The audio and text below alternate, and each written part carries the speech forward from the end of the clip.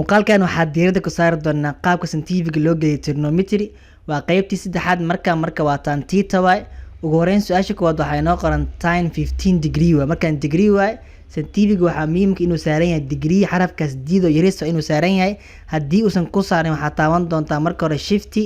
kadib calaamada moodka kadib lambarka saddexaad waxaa inoo qoran degree kadib lambar saddex taabo marka kadib su-aasha gelinayna su-aasha maxaa marka tan 15 degree marka hore tan taabo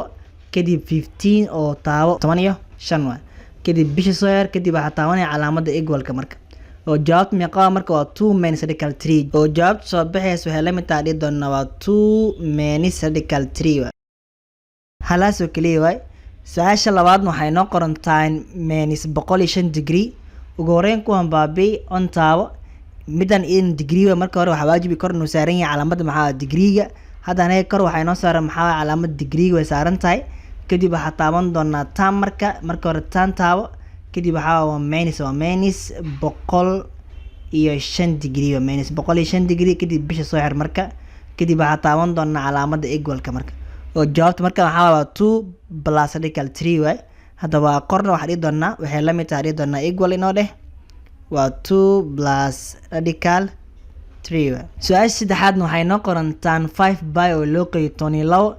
midaan marka degree midda maxaa radian waa markaan scientifiga marka hore waxaa u bedelaynaa radian ugu horeyn kuwan baabiya calaamada on taabo kadib waxaa taaban doonaa shifty kadib calaamada moodka kadib lambarka afraad waxaa inoo qoran maxaa rad oo radian ah kadib lambar 4 taabo marka hadda scientifiga waxaa inoo saaran marka radian qaybta kore waxaa saaran r y oo yariis ah rs maxaa marka waa radian marka kadib waxaa taaban doonaa tan taabo kadib calaamada qaybta taabo oo sareeya iyo hooseeyaha leh kadib qaybta kore waxaa inoo qoran 5 by marka hore 5 taabo kadib shifty taabo kadib calaamada by waa kana midaan waa times 10 kan waay kadib hoos taabo hoos waxaa inoo qoran maxaa 12 waa marka kadib waxaa taaban doonaa calaamada geeska marka kadib banaanka aadi doonaa kadib calaamada soo xir marka kadib su-aasha inoo qoran waxaa tan 5 by loo qeeyo 12 kadib equal marka jawaabta idan maxaa waa 2 plus radical 3 waay iyadana aan qorno waxay la mid tahay dhigi doonaa waa 2 plus radical 3 waay. su-aasha ugu dambeysa waxay noo qoran tan 165 degree waay marka hore kuwan baabi waxaa taabataa calaamada on taabo midaan marka degree waay korna waxaa inoo saaran anaga r oo radian waay marka hore r ta baabi radian kadib scientifiga waxaa saari doonaa degree waxaa taabataa shifty kadib calaamada moodka taabo kadib lambarka saddexaad waxaa inoo qoran degree kadib lambar 3 taabo marka kadib waxaa taaban doonaa waa tan kadib maxaa waa